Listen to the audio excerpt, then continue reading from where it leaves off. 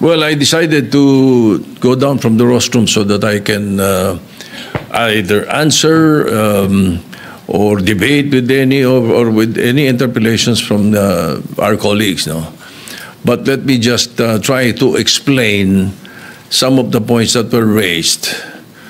That to me, and that is my opinion, inaccurate yung mga intindi or inaccurate yung perception in these interviews that I am, the media has been conducting with me.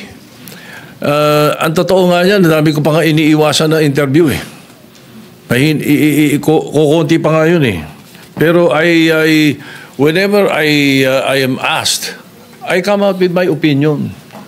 You don't like my opinion, but you have to respect it.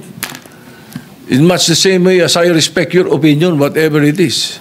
No, but when it comes to the issue of legal, there are rules to follow. So let me start with what the minority leader said as far as the Blue Ribbon Committee is concerned and the order. Malinaw sa rules natin eh.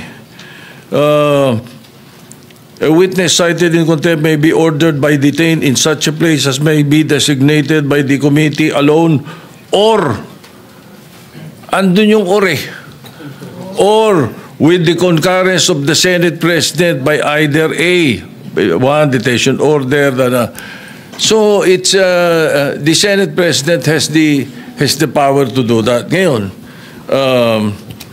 nung binibigay sa akin yung binigay sa akin yung sulat para i-recommend yung witness protection program ng mga Diskayas, ang feeling ko incomplete eh.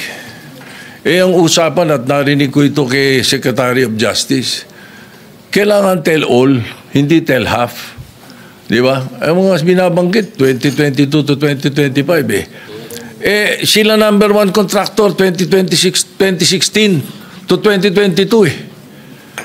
Ba't wala doon ang kwento? Di ba? So, you cannot blame me if I do not want to immediately do that. No? And then I know for a fact, as I said in the media, I know that there is a possibility that we will change the leadership the following day.